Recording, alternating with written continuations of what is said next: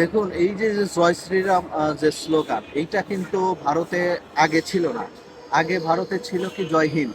তো জয় হিন্দ স্লোগান চলতো, কিন্তু হঠাৎ করেই তারা নরেন্দ্র মোদী সরকার ক্ষমতায় আসার পরে মানে ভারতবর্ষকে তারা হচ্ছে একটা হিন্দুত্ববাদী রাষ্ট্র হিসাবে প্রতিষ্ঠা করার জন্য তারা জয় শ্রীরাম প্রতিষ্ঠা করলো। এখন আমার কথা হচ্ছে ভারতে কি স্লোগান চলবে চলবে না সেটা তাদের ব্যাপার, কিন্তু তারা রামরাজ্য প্রতিষ্ঠা করবে নাকি কি করবে সেটা তারা জানে।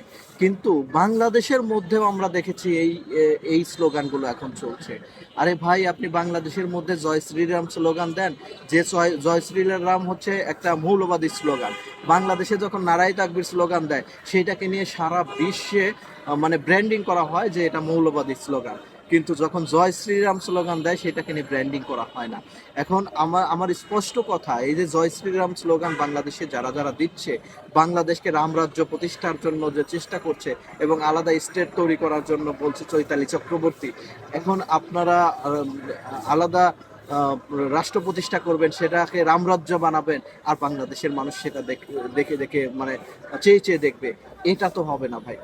আমাদের স্পষ্ট কথা, ভারতে যেভাবে জয় শ্রীরাম স্লোগান হয়েছে, ভারতে হিন্দুত্ববাদী বিজেপি সরকার ক্ষমতায় এসেছে, তারা হিন্দুত্ববাদী সরকার প্রতিষ্ঠা করেছে।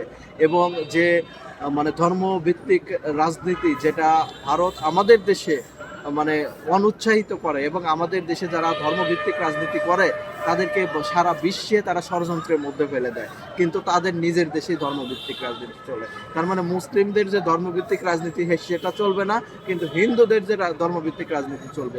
বাংলাদেশেই অবস্থা দেখেন না, যেখানে জামাত ইসলামী বা ইসলামী আন্দোলন এদেরকে তারা বলছে ধর্মভিত্তিক রাজনীতি করা যাবে না, কিন্তু ইসকন একটা রাজনৈতিক দল খুলে বসে আছে। তো ইসকন বৈধ, কিন্তু জামাত ইসলাম এবং ইসলামী আন্দোলন অবৈধ তাদের চোখে। মানে এই যে যে সুশীলরা যে বয়ানগুলো বাংলাদেশে তোলে, এর মাধ্যমে বাংলাদেশেও তারা রামরাজ্য প্রতিষ্ঠা করার জন্য, এটা একদমই পরিকল্পিত এবং একদমই একটা বাংলাদেশকে বিপদে ফেলার জন্য করছে। এবং এরা জয় শ্রীরাম স্লোগানটা ওরা যেভাবে অখণ্ড ভারতের স্বপ্ন দেখে, সেই অখণ্ড ভারতের স্বপ্নের অংশই হচ্ছে এই জয় শ্রীরাম স্লোগান। এখন অখণ্ড ভারত আপনি বাংলাদেশকে নিয়ে করবেন, মায়ানমারকে নিয়ে করবেন, পাকিস্তানকে নিয়ে করবেন, এত সহজ ভাই? আপনি বাংলাদেশের সাথেই আসেন না, বাংলাদেশের 16 কোটি মানুষ বুক পেতে দিয়ে হলেও এই বাংলাদেশের অখণ্ডতা রক্ষা করবে। আপনি দেখেন আমাদের বিজেপি ভাইয়েরা সীমান্তে যেভাবে তারা বুক ফুলিয়ে কথা বলে এবং বিএসএফ এর চোখে চোখ রেখে কথা বলে, এটা আমাদের ভালো লাগার বিষয়।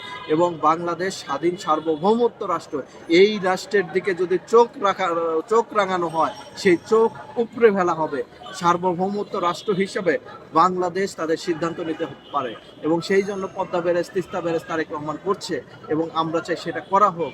তারা যদি বাংলাদেশকে রামরাজ্য প্রতিষ্ঠা করার জন্য চেষ্টা করে, যদি অখণ্ড ভারতের স্বপ্ন দেখে, জয় শ্রীরাম স্লোগান চলবে সারা বিশ্বে, এটা কোনোভাবেই চলবে না।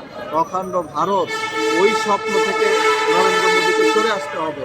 বরঞ্চ ওইটা করতে গেলে আমরা গাজওয়াতুল হিন্দের দিকে যাব। আপনি অখণ্ড ভারতের চিন্তা করবেন, আমরা গাজওয়াতুল হিন্দের কথা চিন্তা করব।